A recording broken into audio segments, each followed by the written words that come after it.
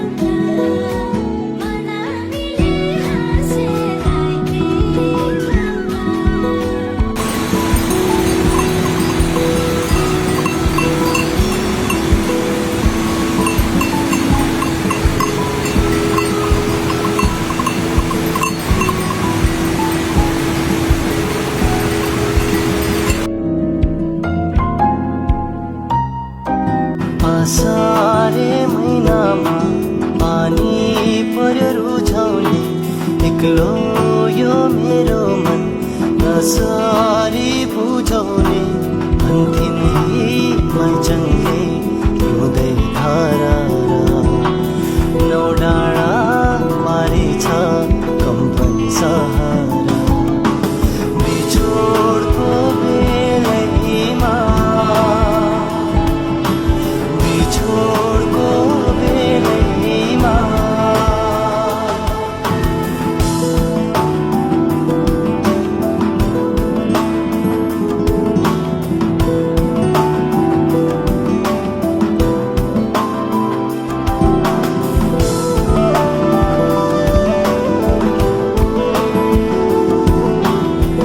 कोपी पनि फल्छ भाइ थाहा?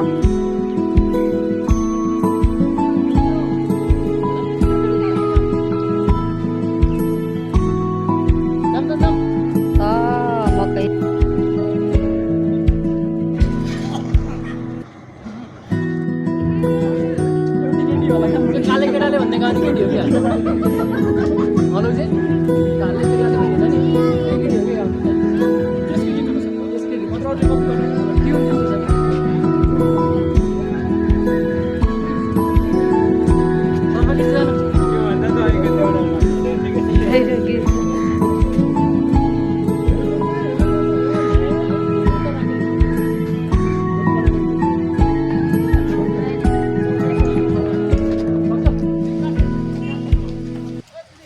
हजुर आएँ भाइ आएँ म।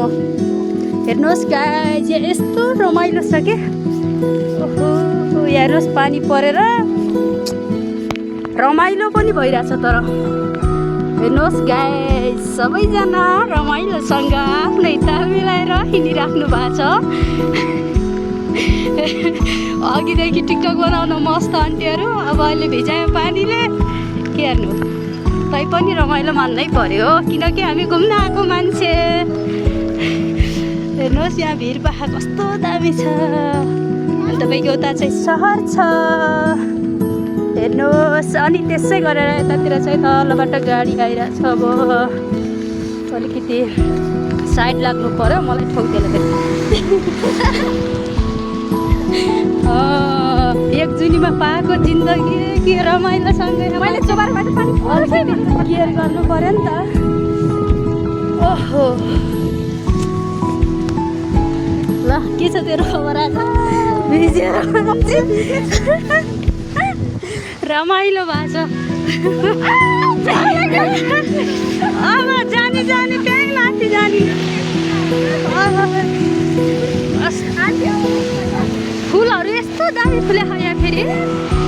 जहाँ पनि फुल मात्रै भेटाइरहेको छु। किन होला त्यो जिन्दगी नै फुल भएर होला कि फुलै मात्र देख्छु यो जिन्दगीमा। फुलै फुलमा सजिन लेखेको छ क्या मेरो भाग्यमा। हेर्नुहोस् त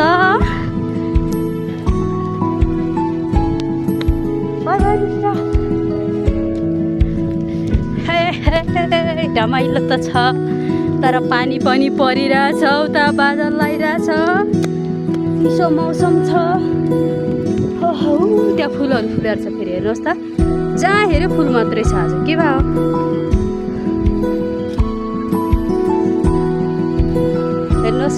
गाइज यति रमाइलो छ। अब म हजुरहरूलाई दामी बगैँचा देखाउन लाँदैछु ल। आहा के यहाँ चाहिँ क्याम्प रहेछ कि टिकट काउन्टर रहेछ है। ए यहाँ चाहिँ तपाईँको फुलबारी भयो। हेर्नुहोस् त कस्तो दामी। ए भाइ एउटा खिच्दै त मेरो ल ल ल। ओ मा कति राम्रो फुलबारी रहेछ। So guys